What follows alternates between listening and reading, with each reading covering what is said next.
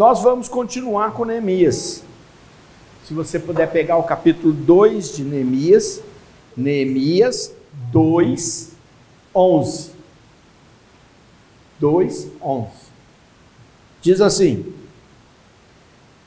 Neemias falando: cheguei a Jerusalém e depois de ter passado aí 3 dias, levantei-me durante a noite, acompanhado de um pequeno grupo de homens, sem dizer a ninguém o que meu Deus me inspirara a fazer por Jerusalém. Não tinha comigo outro animal senão aquele em que montava. Saí à noite pela porta do vale e dirigi-me à porta do dragão e à porta da esterqueira. Verifiquei que as muralhas de Jerusalém estavam arruinadas e que as portas estavam consumidas pelo fogo. Prossegui rumo à porta da fonte e à piscina do rei, mas não havia ali lugar para passagem com a minha montaria.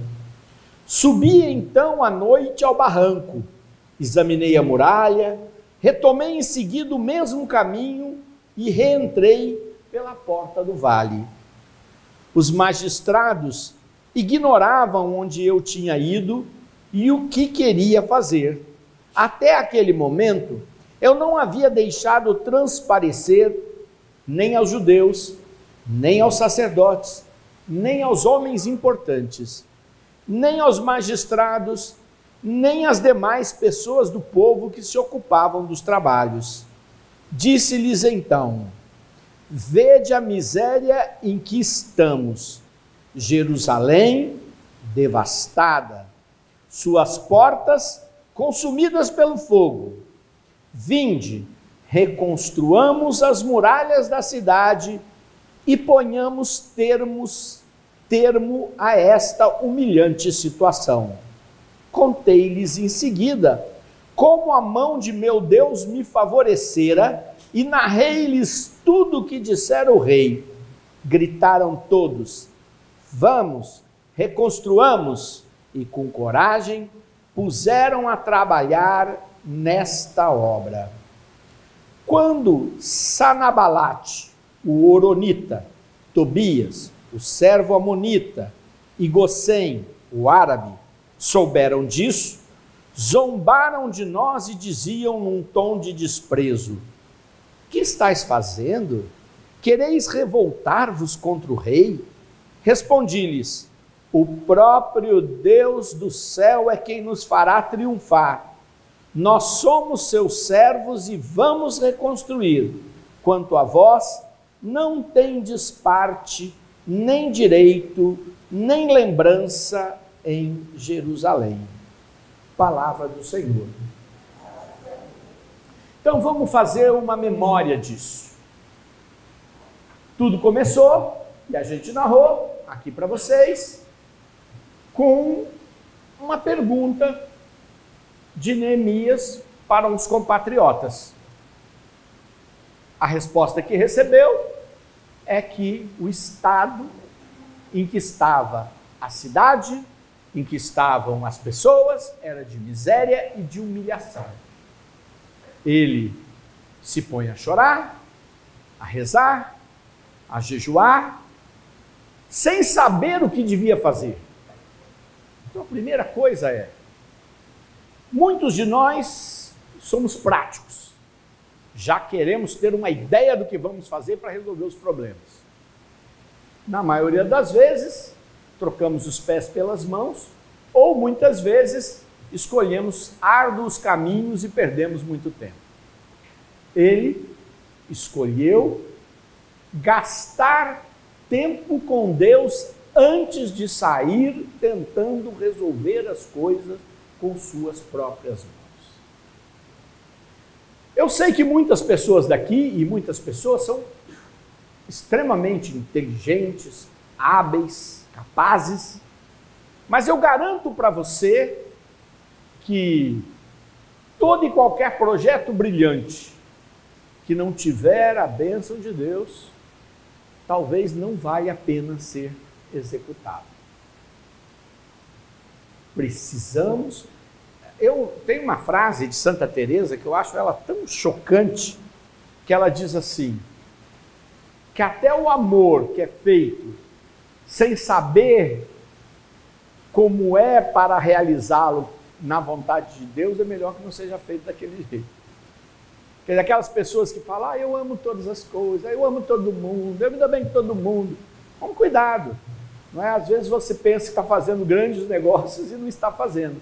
Porque você não sabe a vontade de Deus. Então, a primeira coisa é parar para isso. Foi o que ele fez.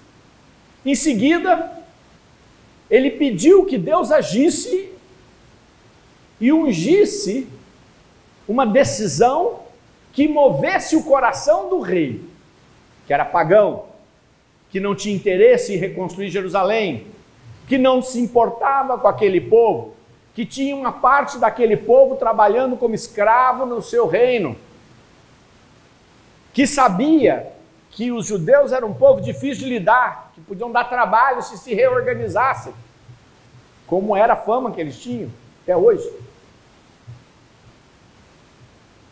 Ele ora e o rei se comove. Claro, ele era amigo, ele era de confiança, vocês podem ver que a conversa se dá, e eu li a leitura que eu fiz para a Áurea, a pedido da Áurea, ele prova o vinho e dá para o rei, né? Vocês perceberam isso quando eu li? Não é porque ele tinha que provar tudo, altíssima confiança, mas ele sabia que para que o rei fizesse algo, ele precisava de uma ação divina.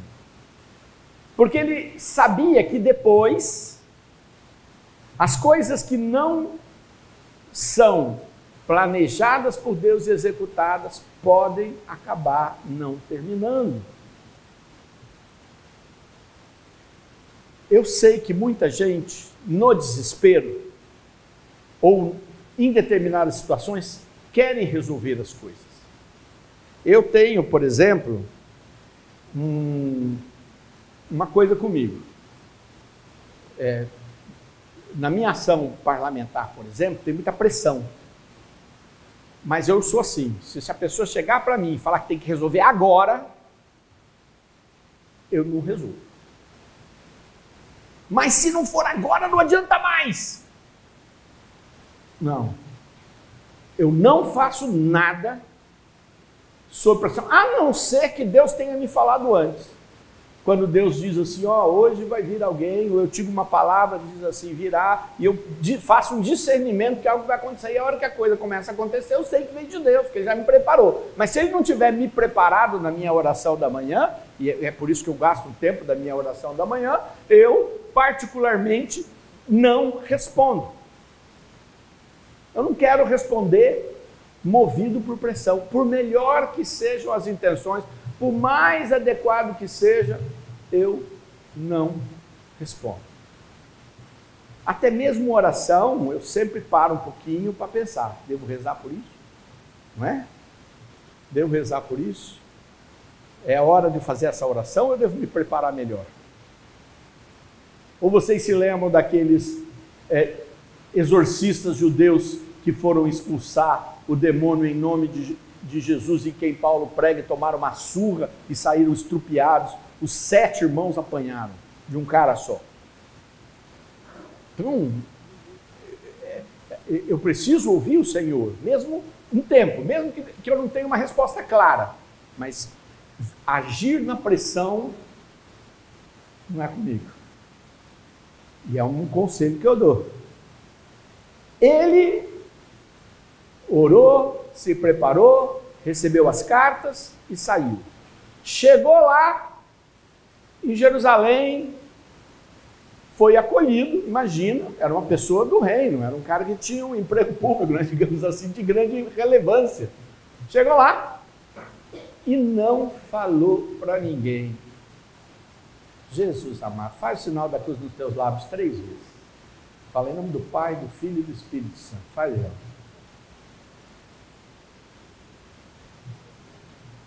Gente, quando Deus te dá um encaminhamento, e pode ser algo que não é espiritual, algo que não é para coisa, algo teu também. Cuidado com tudo que você fala. Ah, mas a pessoa é tão amigo meu, você tem que ver como ele é meu amigo. Contar para ele.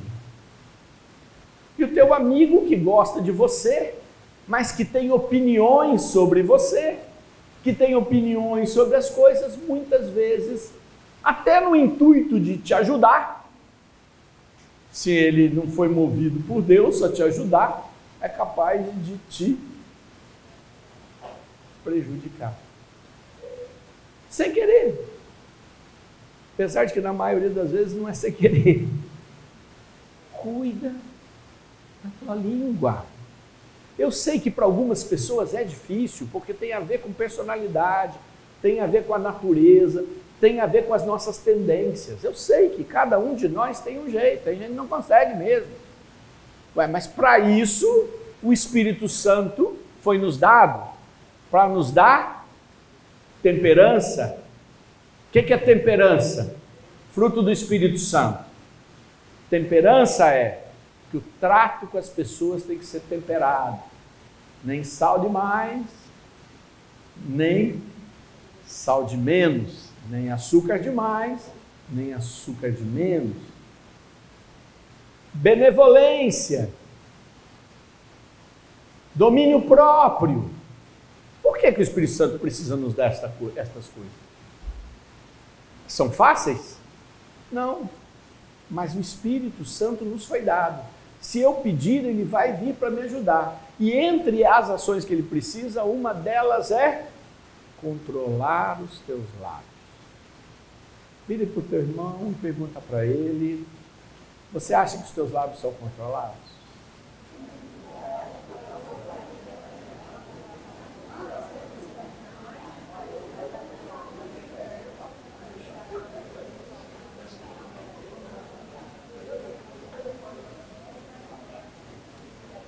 Gente, os discípulos de Jesus não eram exemplo, não. Por exemplo, Jesus escolhe os seus discípulos.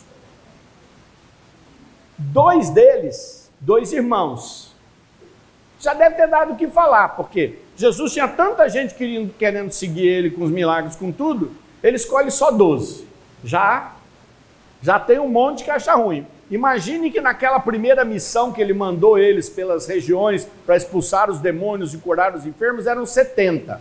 Ora, você tinha 70 mais 12 escolhidos. Vocês acham que deu rolo ou não? Acham ou não? Claro que deu. E Jesus não fez porque ficou preocupado com o rolo? Não, Jesus sabia que ele tinha que escolher os 12 apóstolos e os escolheu. Os outros que acharam ruim, provavelmente falaram pelas costas. E alguns largaram Jesus, e Jesus já esperava que o largasse mesmo. Dos 12, ainda a escolha não foi daquelas que um bom organizador, um psicólogo de RH faria. Escolheu 2 irmãos, Tiago e João. Um novinho, João, e o mais velho, não sei qual é a diferença entre eles, mas certamente a gente percebe que Tiago já era um cara muito mais maduro, tanto é que Tiago é o primeiro mártir da igreja. E como é que Jesus os chama? Porque diz a Bíblia que Jesus os chamou de filhos do trovão. Vocês acham que eles eram o quê? Se o próprio Jesus deu o apelido, eu fico olhando, né? Jesus ia sofrer hoje em dia, eles iam montar uma ação contra Jesus, não é? Jesus ia sofrer, ficar dando apelido para os outros. Deu o apelido para os 2 que ele chamou, filhos do trovão. Devia ser gente que fazia confusão ou não? Vou contar um caso. Jesus passava pela Samaria e o pessoal não quis receber Jesus. João chega para Jesus e fala: Senhor, quer que nós invoquemos raios do céu para consumi-los? Eu vejo 2 coisas. Primeiro, a fé do João. O cara tinha fé. Ele falou: se Jesus consegue fazer até cair fogo do céu sobre eles, não é? Então ele viu os milagres de Jesus e falava, Jesus é o cara. Mas por outro lado, qual era a vontade dele? De fazer Jesus tacar fogo naquele pessoal que não quis receber eles. Queria tacar fogo neles. O que vocês acham? João era de boa? Ou era um filho do trovão? Então, quando você me diz que é difícil controlar teus lábios, que você não tem domínio próprio, que você tem dificuldade para ser temperado, que você não tem benignidade, que não é bondade. Bondade é outra coisa. Significa que você é igualzinho os discípulos de Jesus e precisa do Espírito Santo, porque eles tiveram. Como é que São João escreve nas suas cartas? Filhinhos amados, eu vos escrevo, porque se pecardes, sabeis que tens um intercessor no céu. Deus é amor. Parece aquele cara que queria tacar fogo em todo mundo? Parece ou não? Não. Então alguma coisa aconteceu para ele mudar desse jeito, não é verdade? Então quando você olha isso, não se sinta impossibilitado de alcançar. Perceba que você precisa voltar a ter uma vida no Espírito para que estes frutos comecem a se manifestar e pelo exercício destes frutos você possa começar a ter aquilo que você hoje não tem. E ninguém está dizendo que você tem que ter. Bom, ele chega naquele lugar, Neemias, com toda a moral, magistrados, tudo, e passa 3 dias em Jerusalém e não conta para ninguém o que ele estava lá fazendo. Eu garanto para vocês que a fofoca correu solta. O que será que ele veio fazer aqui, hein? Será que ele veio espionar a gente? Ou será que ele veio só visitar seus parentes, o túmulo dos seus pais, conforme ele falou para o rei? Uma coisa é certa, ele já sabia o que ele queria fazer, não sabia? Porque ele já tinha pedido para o rei a posse das florestas para utilizar a madeira para fazer uma casa para ele, restaurar as portas do templo e reconstruir as muralhas. Então ele sabia muito bem o que ele queria fazer, concordam comigo? E mais, ele ia dar emprego para todo mundo. Porque o pessoal tinha que receber para fazer as muralhas, pelo menos alguns. Então ele sabia o que queria, mas ele não saiu lá tentando vender a ideia dele sem uma estratégia. No mundo espiritual e na nossa caminhada, nós fazemos muita coisa sem nenhuma estratégia.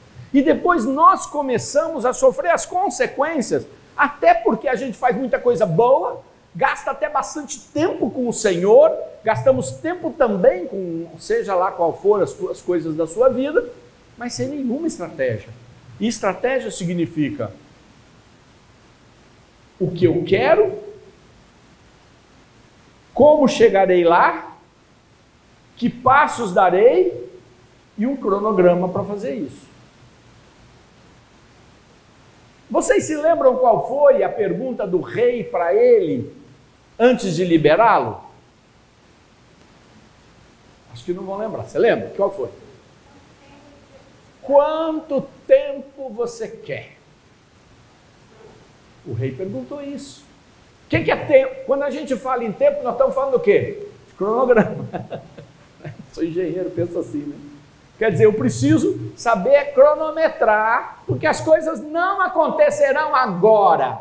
Elas vão acontecer, algumas agora, algumas lá e algumas sei lá. Perceba o que eu estou falando? Isso é a palavra de Deus, não estou inventando nada. Até porque, talvez, você precisa melhorar a atuação dos frutos do Espírito para algumas coisas. Mas Sidney, o mundo é muito terrível, ele vem para cima da gente, ele obriga a gente. Eu costumo dizer, e já falei isso até para prefeito, eu falei, ó, é tanta coisa urgente que a gente gasta a vida apagando incêndio e não faz as coisas importantes que precisa. E eu sempre faço uma comparação. Todo mundo aqui, assim como eu, deve gostar muito de São Francisco de Assis, não gosta? Esse santo é muito especial para todos nós, não é mesmo? Mas eu pergunto, a obra da vida de São Francisco de Assis, ela é muito menor do que a obra que ele fundou. Quantos santos franciscanos surgiram nos últimos 1000 anos? Nos últimos 1000 anos não, São Francisco era 1400, nos últimos 600 anos. Centenas. Entre eles, alguns extraordinários. São Boaventura, que fundou as universidades junto com São Tomás de Aquino, que criou todo o sistema educacional que caminhou até próximo até os últimos 100 anos aí, porque não tinha ensino público, a maioria da igreja. Quantas pessoas passaram a ter estudo? Santo Antônio, quantos devotos aqui temos Santo Antônio, os pregadores extraordinários. Quantos franciscanos não foram para as terras que foram descobertas pelos portugueses e pelos espanhóis? Quantas obras foram feitas pelos franciscanos não santos, mas que construíram com a sua vivência do franciscanismo como irmãos menores. Então a obra de Francisco é menor que a obra do que ele fundou, da congregação que ele fundou. Portanto, o que foi mais importante em algum momento para São Francisco? Foi quando ele parou de ele fazer tudo e fez o que ele achava importante, que era criar a congregação dos irmãos menores. Na nossa vida, no dia a dia, quantas coisas urgentes estão comendo a sua perna, porque você não para de apagar incêndio, de fazer tanta coisa, de trabalhar que nem louco, e coisas importantes que você tem que parar as urgentes, deixar um pouco elas, para fazer essas, porque elas são importantes. E uma hora você terá que fazê-las. E de repente você não fez porque só fez coisa urgente. Tem coisa urgente? Você tem coisa o dia inteiro? Todo mundo tem. O dia inteiro. Limpar a casa. Duvido que alguém diga que gosta de limpar a casa, né? Mas tem que fazer, não tem? Em algum momento ela fica limpa completamente, talvez fique, leva quanto tempo para deixar de ficar? Até você ir na cozinha e resolver tomar um suco. Ou abrir a geladeira e resolver comer alguma coisa. Pronto, já sujou mais no prato. Alguém esbarrou, caiu no chão. Abriu a janela, estava um vento, veio a poeira. Urgente precisa ser feito. Cara lá.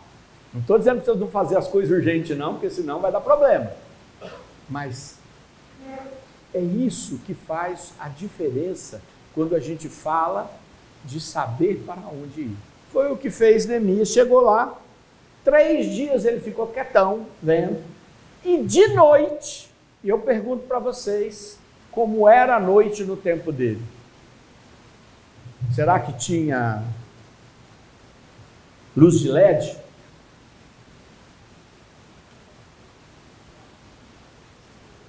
Escuro, escuro. Talvez ele saiu com uma candeia na mão, talvez. Numa montaria que quando ele chegou num determinado ponto, a montaria não passava, vocês perceberam? A montaria não passava, aí ele larga a montaria e sobe no morro para dar uma olhada de cima na situação. De noite. Por que ele fez de noite? De dia não era melhor para ver? Ele já deveria ter visto várias coisas nos 3 dias que ele estava ali. Por que de noite? Por que você acha que ele foi de noite?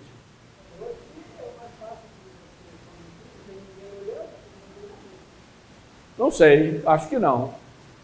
Por que ele fez de noite? Fala? Não. Não. Está escrito aqui, eu li por que ele foi de noite. Ele foi de noite para os outros não ver que ele tinha ido ver. Só um pequeno grupo, sair de noite, sem ninguém saber, porque se ele vai de dia, todo mundo ia ver que ele estava indo, o que ele estava fazendo, fuçando, olhando o estado das coisas. Ele foi de noite para não levantar inimigos antes da hora. Vocês já tiveram em algum lugar que tem aquele cara do gibi do Maurício de Oliveira ou do Contra? Tem alguém que vocês encontram assim em algum lugar que é sempre do Contra ou não? Maurício de Souza. Pronto, melhorou. Obrigado. É porque a Mônica, o Cebolinha, eles não falam direito. Hã? Não tem? Pois é melhor que o do Contra só descubra o que vai acontecer na hora, né? Senão ele já amotinou todo mundo quando ele fosse falar que ia reconstruir, já tinha um partido contra a reconstrução. Já ia ter. Iam dizer, tá vendo, vai fazer nós trabalhar, esse trabalho é muito duro, o sol, o rei vai achar ruim, vai vir aqui, vai prender todo mundo. Já ia começar aquela conversa toda. Estou mostrando para vocês uma passagem do Antigo Testamento, mas que ela tem um eco muito forte sobre como a obra de Deus caminha, como o Espírito Santo vai agindo. Ele viu tudo, olhou a situação, as portas que ele passou são portas importantes, não é? Eles falam, a porta do vale.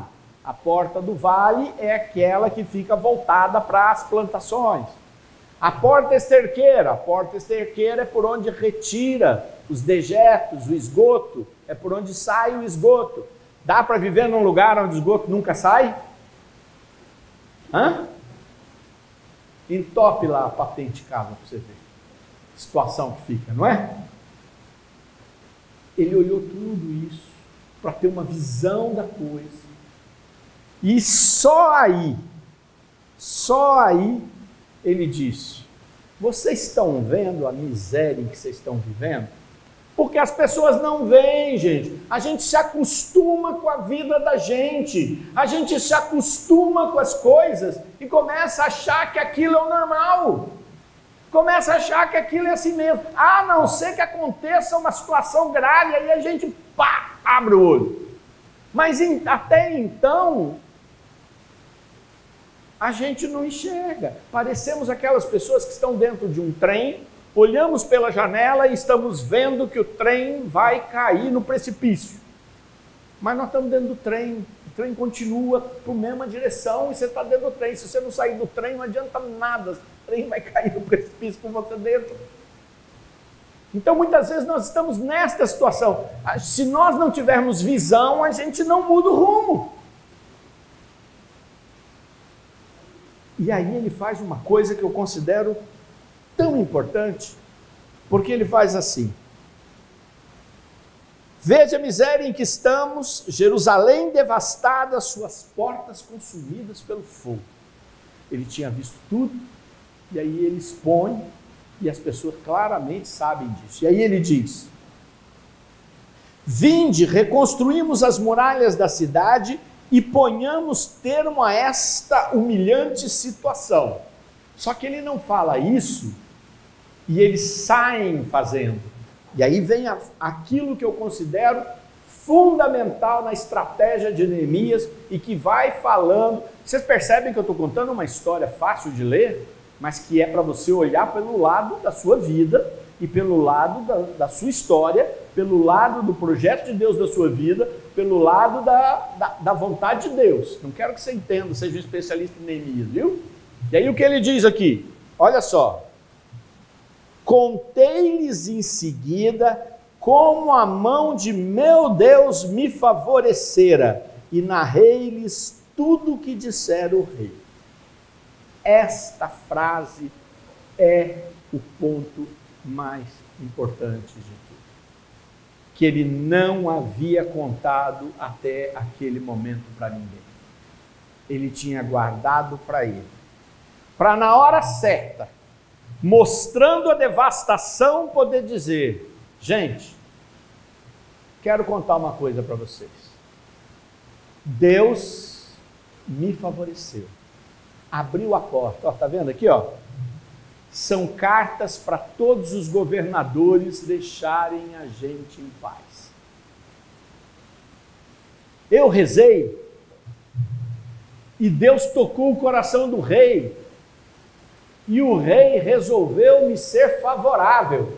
O rei não vai estar contra nós, porque o rei me foi favorável. Quem que mexeu o coração do rei? Eu?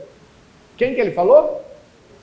Deus. Percebe que ele faz uma narrativa para colocar a ordem nas coisas, para dizer, é Deus quem fez. E neste ponto eu quero dizer para você, se você, eu, qualquer um de nós não aprendermos a dar glória a Deus e acharmos que as vitórias nascem do nosso esforço, da nossa capacidade, da nossa genialidade, das nossas oportunidades, então pode ter certeza que você não vai mobilizar ninguém.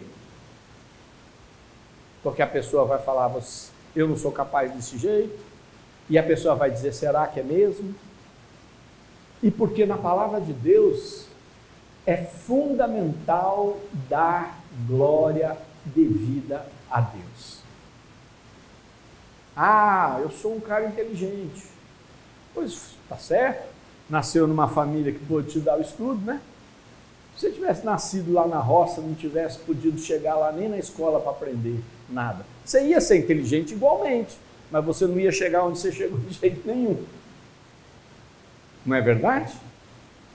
Uma série de coisas da nossa vida são sinais da bondade de Deus. Fale para o seu irmão, mas Deus tem sido bom com você, hein? Senão eu só olho meus problemas, mas Deus tem sido bom com você. Meu Deus do céu, como você levou sorte. Que coisa! Até de estar aqui já foi uma bondade de Deus. Uma bondade de Deus. Imagina se você tivesse nascido islâmico, você estava com aquele troço, vestido as mulheres tudo de preto aqui, ó, no calor desse aqui. E os homens fumando e esperando a hora de estender o tapete para Meca. Nasceu aqui. Sem demérito à religião deles, é uma escolha. Não é? Até porque é uma religião mais fácil que a nossa, não precisa ficar perguntando no Espírito Santo nada, é mais fácil. De qualquer maneira, ele dá o testemunho. Então, para avançarmos, eu preciso de um testemunho. E se você não tem um testemunho, você não vai arrastar ninguém. Eu estou aqui falando com vocês, não é porque eu estudei, mas porque experimentei. E o que Deus fez por mim, e o que Deus me deu, se você não ligar e não acreditar, não vai mudar nada. Eu não vou abandonar Ele, porque Ele foi bom comigo, acabou. Não tem como arrancar isso de mim, não tem como arrancar o testemunho que eu tenho, não tem como arrancar o que eu experimentei, é meu com Ele. Então, se você quer levar outros a um projeto que Deus tem, quer fazer da sua vida e fazer as coisas tuas darem mais resultados, você precisa ter o quê? O quê? Um testemunho. Em qualquer coisa, você precisa ter testemunho. Fala para o seu irmão, você tem um testemunho já? Eu sempre peço para Jesus, falo, Jesus, eu tenho tanto testemunho, mas me dá uns novos, né? Porque, apesar de que se eu contar os velhos, vocês não vão saber que ele era velho e vão ficar felizes, mas eu quero sempre novos testemunhos. Eu quero que Deus viva alimentando minha vida com essa experiência maravilhosa de que Ele faz, de que há sempre coisas novas para Ele fazer, coisas às vezes que para os outros são bobagens, mas que para mim eu sei que foi graças, milagres. Milagres. Às vezes coisas bobas. Eu sempre dou risada. Eu estava pregando um encontro em Rimini, na Itália, e aí eu e mais 2 bobos, resolvemos, tinha visita para o Papa, o ônibus chegou em Roma, e a gente falou assim, o resto do retiro que nós estávamos, que tinham sido as pregações, eu tinha dado uma também, e outros grandes pregadores, Padre Rufus, outras pessoas, já tinha acabado. O que ia ter é festa, sabe? Aquela coisa assim, cada país apresenta a sua dança, aquelas coisas que tem em encontros internacionais, não precisa nem ser da igreja, de qualquer coisa, sempre tem essa parte dos estados, né? Aí nós resolvemos que nós ia matar essa parte do retiro e ia ficar em Roma, não é porque de lá nós ia ter outro compromisso, nós ia aproveitar para passear e conhecer coisas. Chegamos, levamos nossas malas no ônibus, descemos do ônibus, achamos uma lojinha lá do entorno do Vaticano, colocamos as malas e falamos, vamos arranjar um lugar para ficar à noite. E aí? Todo lugar que a gente ligava, não tinha lugar. E o dia foi ficando mais tarde, e nós não conseguíamos lugar para dormir. E a coisa foi piorando. Aí eu falei para um deles, falei, você fica aqui cuidando das malas, porque tinha mais isso, ele não aguentava ficar carregando aquelas malas, né? Então você fica cuidando das malas, que eu vou dar uma corrida nos hotéis até, que ali é tudo cheio de hotel, até achar um hotel aqui, você aguenta as pontas aí. E sair correndo, ligando, chegava, falava com o cara, não tem um lugar, um quarto só, para 3 pessoas, e vai, e não tem, aquela confusão e desespero. Cheguei num hotel lá, falei com o cara falou, olha, eu não tenho mesmo lugar aqui.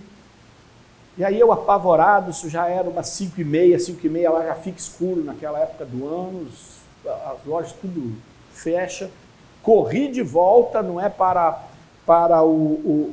poder ir lá falar com as pessoas e me perdi. Não conhecia tudo, viro para cá, viro para lá, cadê o lugar? Começou a me dar aquele pavor, né? Você fica apavorado quando você perde? Eu fico, né? Comecei aquele pavor, viu a igreja, estava lá, Basílica de Santa Rita. Falei, vou para Santa Rita vai me ajudar, né? E entrei na Basílica de Santa Rita, eu não sabia. A Basílica de Santa Rita é uma basílica polonesa, a de Roma é polonesa, ela não é na verdade a igreja de Santa Rita. E é na Basílica de Santa Rita que o Papa colocou, não é, o decreto da misericórdia. E naquele momento estava tendo uma missa em polonês de consagração, não é, ao decreto instituindo o Dia da Misericórdia, da qual eu sou muito devoto. Aí eu peguei, não entendia bulhufo, estou de polonês, né? Até o rito é diferente, mas eu fiquei lá do lado da imagem de Jesus misericordioso, aonde tinha sido colocado assim uma cópia do decreto instituindo, e fiquei lá, falei, perdido por perdido, agora fico aqui. E fiquei lá rezando, falando, Jesus, estou na sua misericórdia, Jesus misericordioso. Aí saí de lá, virei 2 ruas, cheguei no lugar que eu tinha que chegar, né? Que eu estava perdido. Cheguei lá, o cara estava assim, tranquilo. Tinha fechado a loja, mas ele estava com a mala ali na frente. Aí cheguei e falei, você está de boa aqui? Eu não consegui nada, cara, até me perdi. Ele falou, não, desceu aqui uma moça que está no retiro com a gente, que ela foi para Milão, que ela tem uma loja de moda, e ela ligou lá para alguém e a pessoa arranjou um quarto para nós na hora. Aí cheguei lá no hotel, era o hotel que eu tinha passado e que o cara disse que não tinha lugar de jeito nenhum. A gente, quando tem a coragem de se entregar na mão de Deus, ele vai dar um jeito. Ele fez exatamente isso. Exatamente isso. Ele deu testemunho e todo mundo abraçou a obra. O que eles disseram? Vamos, reconstruamos e com coragem puseram a trabalhar nesta boa obra. Quer dizer, todo mundo topou. A hora que ele deu o testemunho, caiu todas as dificuldades. Surgiram os vizinhos invejosos. Essa é outra coisa. Tem gente que não aguenta contradição na sua caminhada, na caminhada de evangelização, na caminhada de vida. Não quer que tudo dê certo. Ninguém pode ter contra, ninguém pode ser contra você, ninguém pode querer concorrer com você, ninguém pode ser invejoso. Para. Fala para o seu irmão. Vai ter sempre. Vai ter sempre. Sempre vai ter.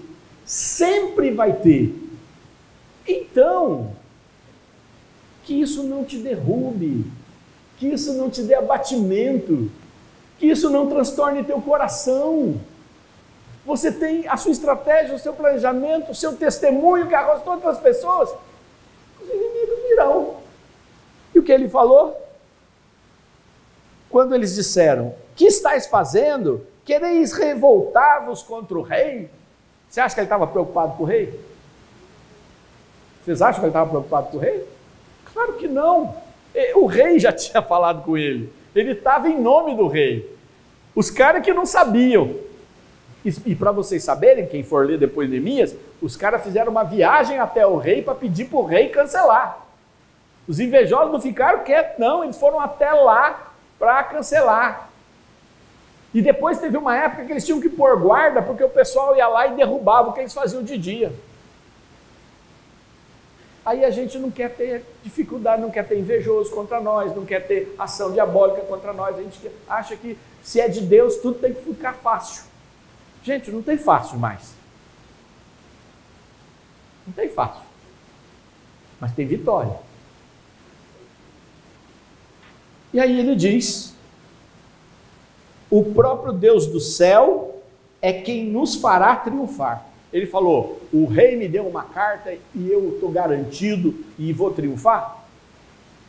Não, ele sabia da onde tinha vindo a bênção. Então, pelo amor de Deus, não perca a visão de quem é que cuida e que é responsável e a quem você deve glorificar. Não perca. Ele falou, o próprio Deus, e aí ele fala, quanto a vós, não vão ter parte a nada aqui. Quanto a vós, vocês podem fazer o que vocês quiserem, mas vocês também não vão vir fazer parte aqui. Fique de boa, fique contra. Mas aqui você também não vai vir. Neemias tinha uma estratégia, e nessa estratégia incluía também não ser bobo. Tem gente que pensa que a caridade é ser meio bobão assim, para não rezar confusão. Não, não é isso que é bondade. Bondade é não querer fazer mal ao teu inimigo, nem ao amigo, muito menos ao inimigo. Não querer fazer mal para ele, querer o bem dele. Não é você querer que as coisas deem certo, mas não é bondade querer conviver com ele e trazê-lo para dentro do seu projeto. Porque certamente você vai poder acabar tendo um problema, se você escolhe trazer para dentro. Ah, mas eu não tenho mais jeito. Então faça uma estratégia para resolver isso. Não tem jeito agora, não tem problema. Você tem que ter uma estratégia espiritual que você vai orando e vai vendo Deus agir. Eu tive uma vez um sócio num negócio que eu não tinha escolhido.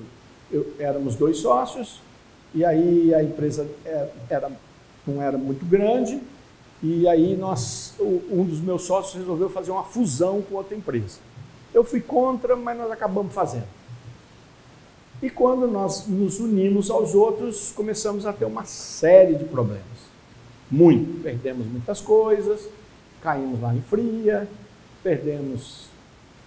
Os balanços da empresa deles não eram aquilo que a gente pensava, aí a gente foi perdendo as nossas coisas para poder resolver o problema da nova empresa, aí um deles nós pagamos caro para ele cair fora porque nós não queríamos mais ele, e o outro, daí nós não tínhamos condições de tirá-lo, e o meu sócio gostava dele, porque eram amigos desde a infância, e ficou lá. E esse cidadão começou a fazer uma série de coisas. Era um cara muito bom, não era trabalhador, mas ele era muito bom como pessoa. Né? Para negócio nunca é bom ter alguém que não é muito trabalhador, mas tudo bem. E aí o que ele fazia? Ele gastava o tempo todo montando os cursos espírita dele. E usando a estrutura da empresa para fazer os cursos dele. E aquilo me incomodava, porque ele pode seguir a religião dele, não tinha problema nenhum, mas não dava para fazer isso, porque eu não fazia isso com as nossas coisas. E aí, um dia eu fui falar com o Senhor, eu falei, Senhor, eu vou sair fora, porque eu não aguento mais isso. Isso aí está me fazendo mal espiritualmente, o Senhor sabe qual é a minha opção. Eu estou disposto a abrir mão de um monte de coisa, já perdi algumas, vou abrir mão mais, mas vou seguir minha vida. E fui rezar. Tive essa ideia, mas não fui fazendo não, fui rezar. E Deus me deu uma palavra dizendo que no mundo eu ia encontrar essas pessoas, que essas pessoas são no mundo. Se eu quiser não ter essas pessoas próximas, que eu saísse do mundo então.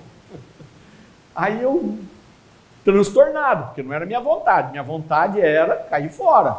Mas Jesus me falou, ó, no mundo você vai encontrar um monte desses casos desses. O que você não pode é ter aqueles que se dizem teu irmão e não são, mas ele nunca disse que era meu irmão, ele disse que ele era do outro time mesmo. E aí eu falei, ó Jesus, mas você sabe que eu não estou aguentando. E voltei, não tomei a decisão, não saí. Passado uns 3 meses, meu sócio chegou para mim e falou assim, olha, já fazem 3 semanas que eu sonho com o nosso sócio fulano e eu não aguento mais, eu quero tirar ele daqui. Aí eu falei, eu também concordo. É preciso ouvir a Deus, é isso que eu chamo. Nós somos imediatistas também. Então a gente não aguenta fazer essa estratégia, rezar para ela acontecer, deixar as mudanças em nós acontecer, para que os frutos do Espírito apareçam, para que a coisa possa se resolver. Então que hoje, nesse nosso primeiro encontro com Neemias, a gente possa aprender essas lições dele. Estas boas lições de Neemias. Para que a gente coloque em prática aquilo que o Senhor está nos ensinando. Amém?